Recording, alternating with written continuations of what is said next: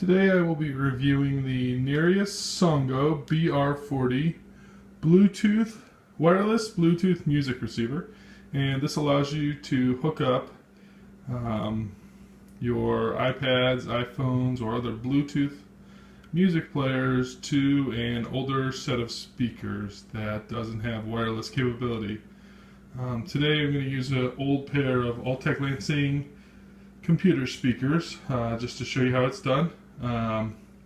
What comes in the box, the Nereus box, is the Bluetooth receiver, some directions, a USB 5-volt micro power supply AC, and a 3.5 millimeter audio cable.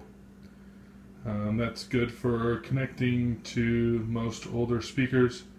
If you need something with an optical cable, they do sell a Nereus Hi-Fi Bluetooth music receiver for that. So let's get started. First thing you're going to need to do is pair your wireless device.